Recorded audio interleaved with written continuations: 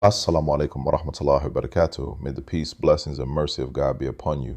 Welcome once again to the Words Made People YouTube channel. Don't forget to like, share, comment, and take out a membership. Anything you do to support this channel helps in the propagation of Al-Islam. Memberships include, but are not limited to, early access to uploads, as well as discounts on books. To purchase books on the Islamic sciences and the language, logic, and reasoning of Imam W. Deen Mohammed, contact Hassan A. Shabazz at HassanShabazz18@gmail.com or text 229-425-8657. Once again, thank you for subscribing, taking out a membership, as well as liking and sharing the videos. Quran as living guidance.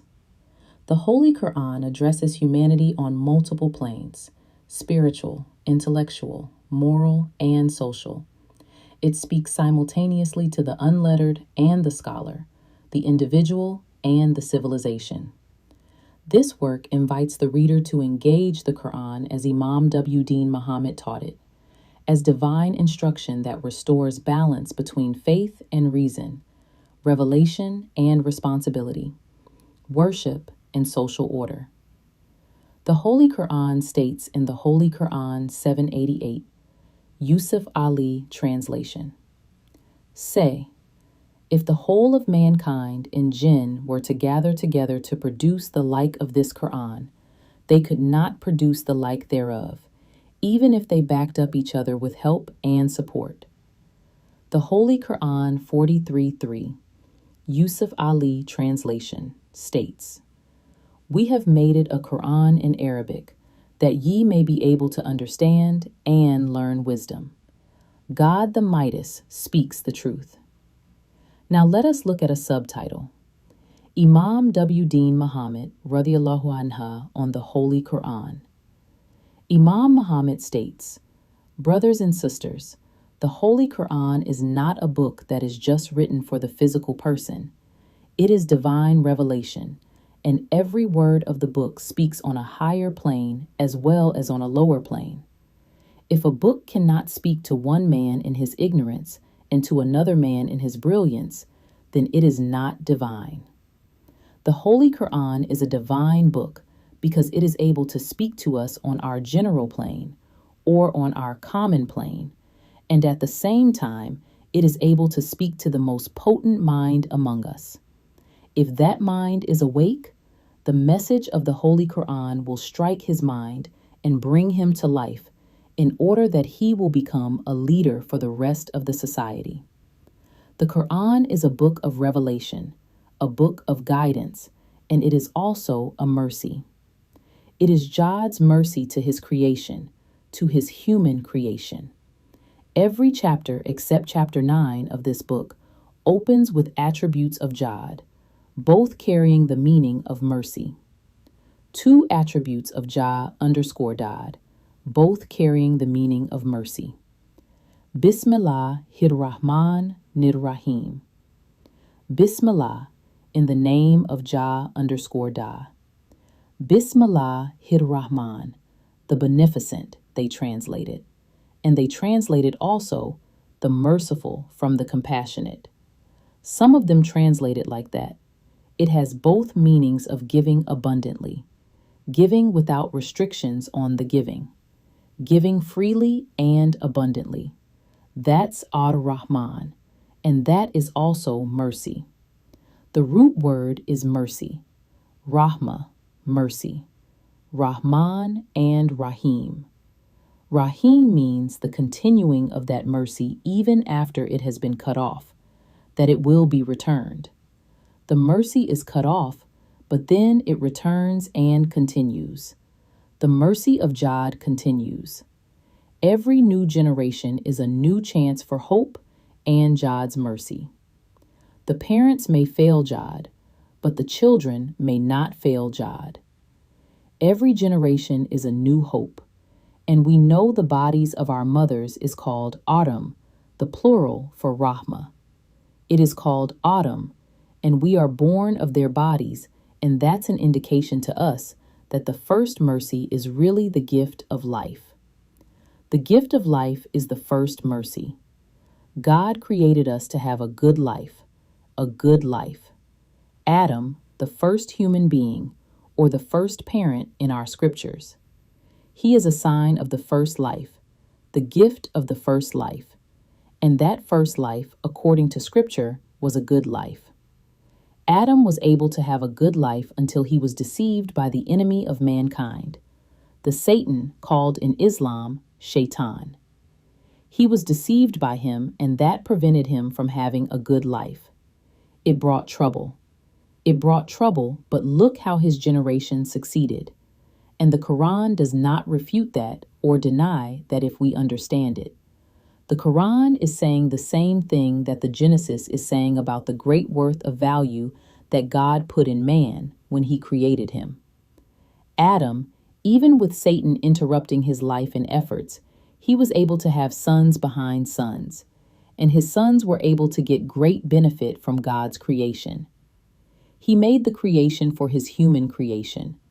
He made the world, the physical world, material reality for his human creation, and Adam's descendants made good use of it, and they progressed.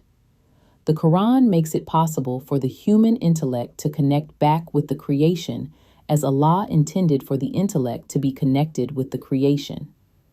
The Quran is therefore the key, the miftah, the key that opens up the creation again for man to get the proper benefit that Allah, his Jah_Dad, his Lord, his Creator, intended for him.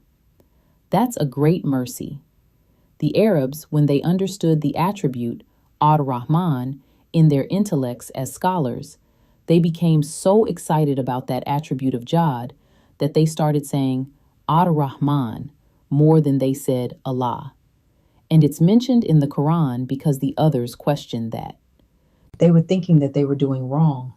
They complained to the Prophet that the others were saying Ar-Rahman instead of Allah. So Allah revealed to Muhammad sallallahu alaihi wasallam, call on God by Ar-Rahman or any other name, for to God belongs the most beautiful names. That was the answer, which means they were not condemned for pleading to God saying Ar-Rahmanu, Ar-Rahmanu, but that was approved because God is Ar-Rahman. And over in the Quran, you hear God referred to as Ar-Rahman, Ar-Rahim. We want you to appreciate the perception of yourself and the perception of the world outside your learning environment as God wants you to appreciate it. Once you do that, we can go home. We do not have to worry about you anymore. You are going to live and progress. We know it. It is guaranteed. Once you feel comfortable with that, nobody has to worry about your mind anymore. You are going to live and progress. That is what Muhammad came to do, and that is what he did. He gave the Quran in the right way to those people, his first followers, and they became the teachers that revived the intellect and brought back the sciences that were lost, and introduced what we have today as the world of modern sciences. The Word of God is our life. Our life is not this body, this flesh and blood, my own intelligence, and my own emotional makeup. The life is not really that. I need GD's word to come into that life, to make it really a life, the life that Allah wants. So, our life is human. But what makes it really alive, gives it life, gives it vigor, gives it willpower and everything that GD wants for that life? The life that GD wants has to come with the word of GD, and that's the life. That is the only life. That is the real life. Until then, we are dead or sleeping. We have to have the word of GD in us to be alive, really alive as GD wants us to be alive. The life that Allah intended for us, highly praised and glorified is He. So, we know the Quran is the life and we're anxious. Our own biological body knows that is the real life, not this life I have, not this biological life. But the real life is that comes into me when Wallace is listening to the Quran and feeling the Quran, and he's digesting the Quran. That is the real life. This body, this physical body, it gets its life from the material world. And in the material world, you know everything that's there. the water and all the elements that are in the material world that we take into our body, 108 or so elements that we have to take from the material world into our body, give our body its physical form and keep the physical form for us.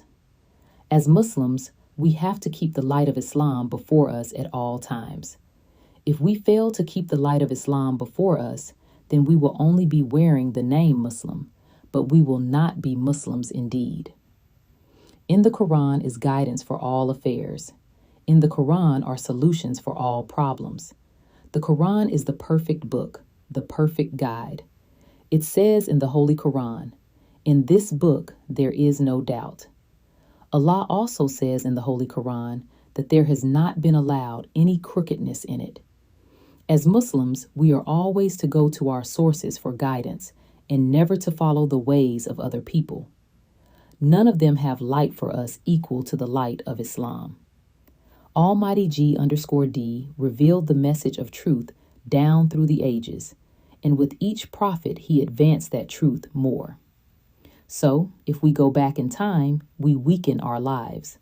We can only strengthen our lives by continuing to follow that which GD has given to us for the present world, for the present time. We know that the messages that came to the people of the world through our prophets of G_D came to solve local problems. Many times it came to solve family problems or tribal problems, and other times it came to solve the national problems. But not until Allah missioned Prophet Muhammad of Arabia about 1400 years ago was the whole humanity addressed and all of the human problems dealt with. The world was addressed as a whole. The Holy Qur'an says over and over again many times, "O humanity." It does not always say, "O Arabs." It only says that when it is specifically addressing the Arabs, but more often the address is to the whole humanity. This book is a book for all the people. Believe it or not, the book revealed to Prophet Muhammad, peace and blessings be on him, is the only book that is a book to be read and followed. It is called the Quran because it is a book to be read and followed. Quran is from the Arabic root word which means to read. Quran means the book that is revealed for you to read, to recite, and to follow. This is the only book that is in the hands of people today that is a book given by God for us to read, to recite, and to follow. When Almighty God revealed the Quran to Prophet Muhammad, according to the history that was collected scientifically or by a scientific method, he was 40 years old. The Quran says of him, "I have lived a lifetime among you." A man 40 years old has already lived a lifetime among his people. So here was a man who had already lived a lifetime among his people, and God chose him then to be the leader for all people, to be his last messenger, prophet to the world. God chose him not because he was suffering or because he was pitiful, but because he was right for that position. The man was upright in his morals and upright in his mind. He was not weighted down by the ignorance of primitive society. He did not have in him the prejudices against the slaves. He did not have in him the old customary prejudices against women. He did not have in him the long-established prejudices against Bilalian or black people. This man treated people fairly and squarely, even before the Quran was revealed to him and he began to follow the Quran. He had already established himself among his idolatrous, heathen people as an upright man who never bowed to the idols and who never worshipped their idols. He was so trustworthy among them that when their rich people would leave Mecca, they would go to Muhammad. He was their safe, their trustworthy bank. They would leave their wealth, their belongings with him because they knew with him they were safe. When he was chosen by Almighty God Allah, he had already gained the title among his people of Al-Amin, the honest one, the trustworthy one. God had picked men before who were groping in the dark and, in a real sense, Prophet Muhammad was groping in the dark too. He was not groping in the dark for moral direction, but he was groping in the dark for spiritual direction. He wanted to know how that life was wrong and how he was to lead the people out of that life. He wanted to know how he was to guide them to a right spiritual life. This is what he was groping for, and God gave him the Quran. We do have in history men who were groping for moral strength, for moral guidance, so that they could have some moral strength in their life. Some of those men God picked. But in the case of Abraham, God did not pick a man who was sinning, who was unrighteous, or who was wicked in his conduct. In Abraham, God picked a man like he picked in Muhammad. He picked a man who had already established himself among his people before God missioned him. Abraham had already lived an upright life among his idolatrous people. So, it is not a bad thing to have on us that we commit crimes without knowledge. But isn't it an extra feather in a man's cap that even in a society that was dark, he was strong enough to at least obey the rules of decency? These are the kinds of men that we have in God's great prophets. These are the kinds of men that he chooses, and Prophet Muhammad was the most upright when we consider all the desires or aspirations of the human being. Prophet Muhammad was the most upright, and he was the most balanced of all the messengers of God. He had to be like this to fulfill prophecy. God would not have picked any other model. This is the model of prophecy. This is the model of the scripture. The scripture says that in the end, God will balance the world. He will balance and equalize society. The scripture says that he will weigh everything in the balance and that he will measure and make everything agree with the plummet line. In the Bible, you get a lot of description of the kind of work that had to be done in the last man.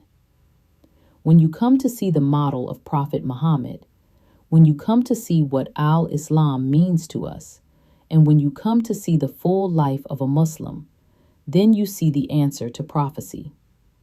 It is the answer to old prophecy, ancient scriptures. That is the end of the session on Tafsir Al-Quran Al-Quddus. To purchase the book, text 229-4258-657 or email HassanShabazz18@gmail.com. Until next time, peace.